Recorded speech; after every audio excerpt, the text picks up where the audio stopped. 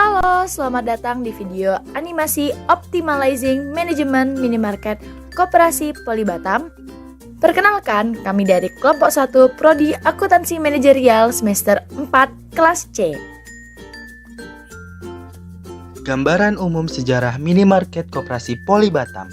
Koperasi Poli Batam didirikan pada tanggal 25 September 2007, di mana usianya sudah mencapai 14 tahun.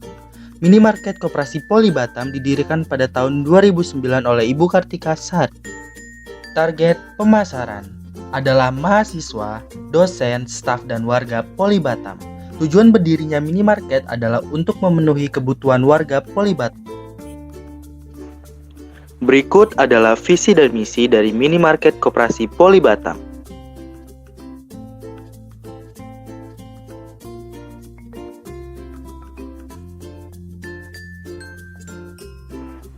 Berikut adalah struktur organisasi Koperasi Poli Batam yang terdiri dari pembina, pengurus, pengawas, manajer operasional, dan anggota. Struktur organisasi minimarket Koperasi Poli Batam. Manajer operasional bertugas untuk mengelola dan berhubungan dengan supplier. Karyawan bertugas untuk melayani customer dan sebagai kasir. Sistem jual beli supplier. Supplier merupakan penyedia barang yang dibutuhkan, kemudian akan dijual dengan harga 20% dari harga supplier dengan sistem konsiasi di mana laporan penjualan direkap oleh manajer operasional. Mari kita lanjut. HSE atau K3 adalah suatu kondisi dalam pekerjaan yang aman bagi pekerja dan masyarakat lainnya. Nah, prosedur HSE atau K3 yaitu adanya rambu K3, pengecekan suhu badan dan pemeriksaan, serta tempat mencuci tangan.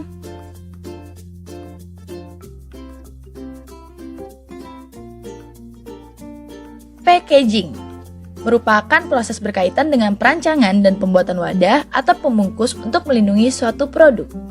Nah, di packaging ada standar SNI-nya, yaitu sesuai nama produk dan logo, adanya keterangan komposisi, adanya keterangan tanggal kadaluarsa, berlogo halal, dan kemasan yang tidak mudah rusak.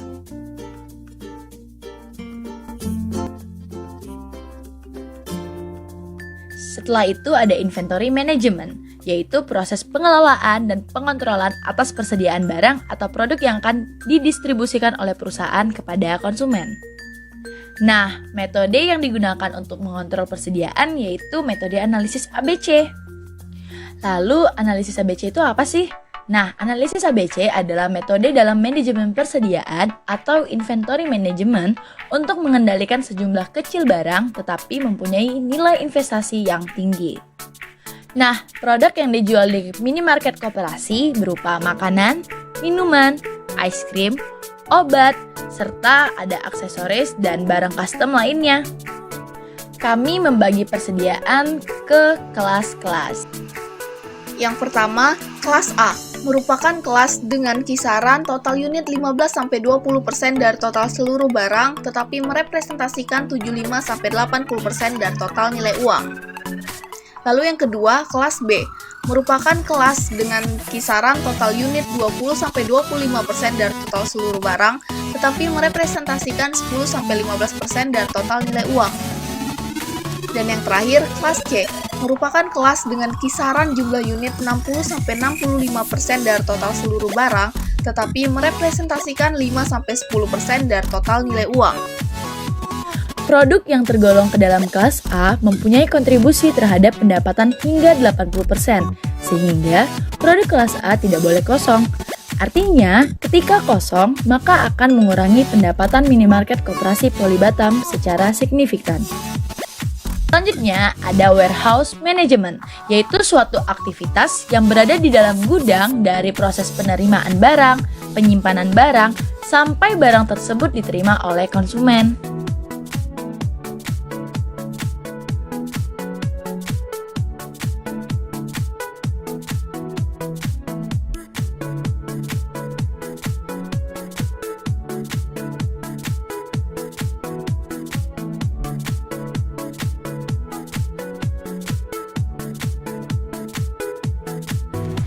SWOT dapat diartikan sebagai analisis kekuatan, kelemahan, peluang, dan ancaman yang digunakan untuk mengevaluasi perusahaan dan mengembangkan perencanaan strategis. SWOT terdiri dari S, W, O, dan T. S, strength atau kekuatan, merupakan faktor internal dalam menganalisis perusahaan. Kekuatan adalah sumber daya atau kapabilitas yang dikendalikan oleh suatu perusahaan yang membuat perusahaan lebih unggul dibanding pesaingnya dalam memenuhi kebutuhan pelanggan yang dilayani. W.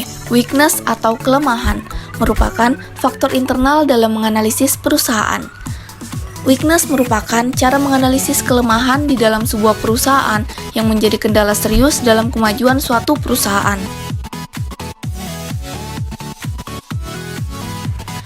O. Opportunities atau peluang, merupakan faktor eksternal dalam menganalisis perusahaan. Peluang merupakan situasi utama yang menguntungkan dalam lingkungan perusahaan.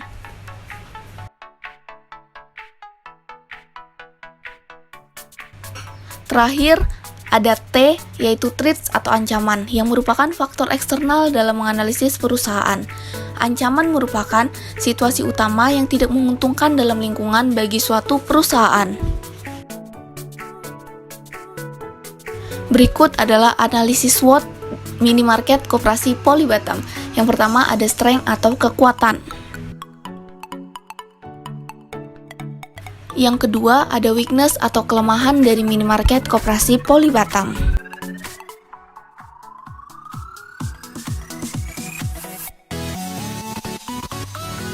Lalu ada opportunities atau peluang.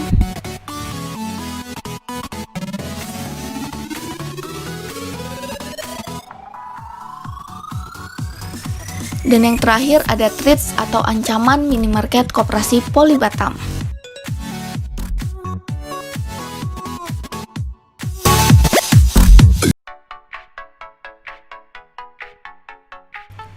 Matriks SWOT digunakan untuk menyusun faktor-faktor strategis perusahaan. Berikut adalah matriks SWOT minimarket koperasi yang terdiri dari strategi SO, yaitu strategi yang menggunakan kekuatan untuk memanfaatkan peluang. Strategi WO adalah strategi yang memanfaatkan peluang untuk meminimalkan kelemahan. Strategi ST adalah strategi yang menggunakan kekuatan untuk mengatasi ancaman. Dan strategi WT berusaha meminimalkan kelemahan yang ada serta menghindari ancaman. Berikut adalah model bisnis kanvas minimarket koperasi Polly Batam. Dari sini kita bisa tahu partner, aktivitas, customer relationship, customer segment, sampai dengan revenue stream dari minimarket koperasi Polly Batam. Model bisnis yang digunakan minimarket adalah bisnis to consumer, karena minimarket ini berhubungan langsung dengan customer, bukan pihak lain atau bisnis yang lainnya. Model fulfillment minimarket koperasi Polly Batam. Yang pertama ada wholesaling, yaitu perdagangan grosir, dan ada warehouse atau pergudangan. Alur transaksi. Yang pertama, minimarket melakukan pengorderan barang kepada supplier. Setelah itu, supplier mengirimkan pesanan ke minimarket. Yang ketiga, customer melakukan pemesanan. Dan yang terakhir, minimarket mengirimkan pesanan kepada customer. Berikut adalah matriks e-commerce minimarket koperasi Polly Batam.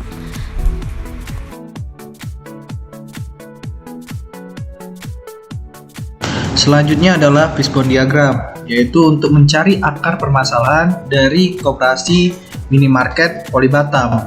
Nah, di sini ada beberapa bagian.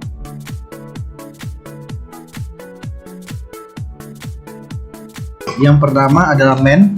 Di sini masalahnya adalah sikap karyawan yang kurang disiplin, serta tidak ada karyawan khusus pada bagian gudang. Selanjutnya adalah method. Barang penting bercampur dengan barang yang tidak penting. Selanjutnya masalahnya tidak ada label dalam penyimpanan barang sehingga kesulitan dalam mencari barang dengan cepat.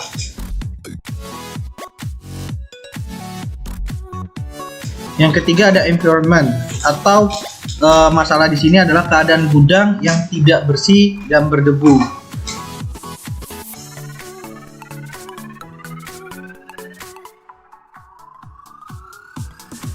Jadi akar masalah pada fishbone yang di atas adalah tidak adanya SOP,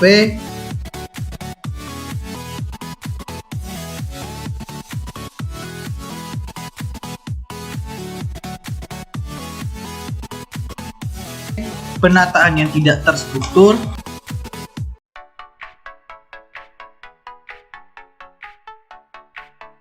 serta tidak ada petugas kebersihan yang membersihkan gudang.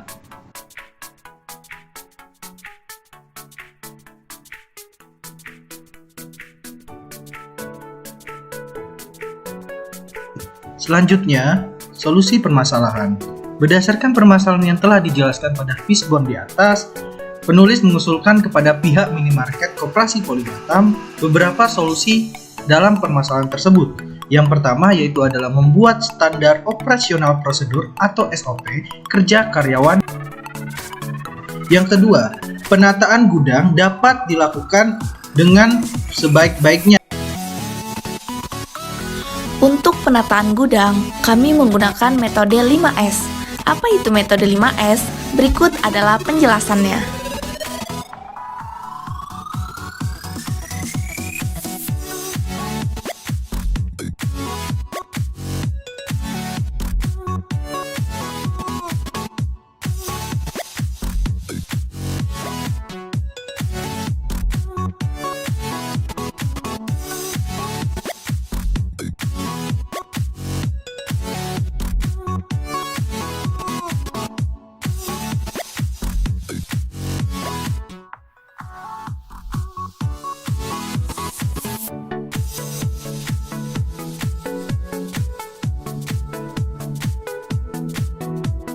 Selanjutnya adalah implementasi. Juga kami melakukan pengimplementasian untuk penataan penyimpanan, itu kami menggunakan 5S, yaitu adalah seri, seiton, seiso, seiketsu, dan setsuke. Nah, untuk sort, barang yang tidak penting atau barang yang sudah lama tidak terpakai dan mengumpul di gudang penyimpan akan dipisahkan, serta memilah barang berdasarkan jenis atau frekuensi penggunaan.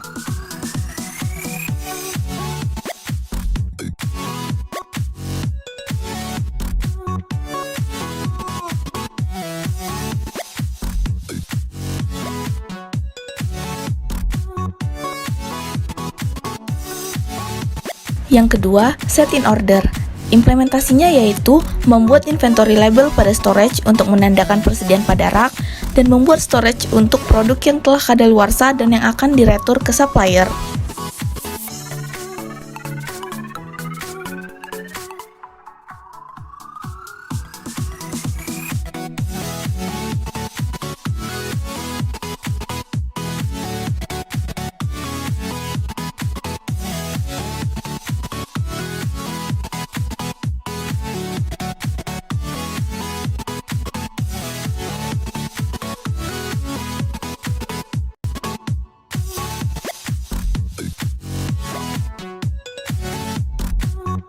Yang ketiga, sign, membutuhkan jadwal pembersihan dan pengecekan secara rutin.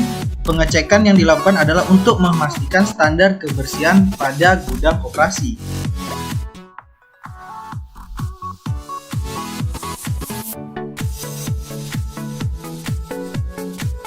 Standardize. Implementasinya adalah membuat standar area kerja agar mudah dilihat dan dibandingkan dengan keadaan aktual, serta membuat proses stock of name dengan scan barcode agar memudahkan dalam penginputan stok dan perhitungan persediaan.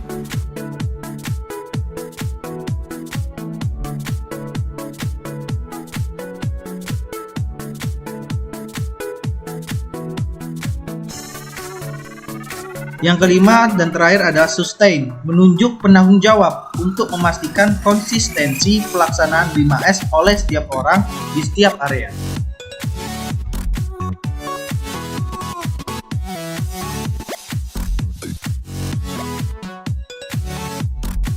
Nah, kesimpulannya adalah manajemen gudang pada minimarket Koperasi Poli Batam belum baik dikarenakan terdapat masalah pada penyimpanan, yaitu penataan yang kurang terstruktur yang membuat kesulitan dalam mencari barang yang dibutuhkan di dalam gudang. Nah, bukan hanya itu saja. Kurangnya kedisiplinan karyawan pada minimarket Koperasi Poli Batam juga mempengaruhinya. Nah, yang terakhir, implementasi untuk menata penyimpanan yang tidak struktur menggunakan metode 5S. Terima kasih sudah mendengarkan penjelasan dari kelompok kami. Mungkin lebih dan kurangnya mohon dimaafkan. Sampai jumpa kembali.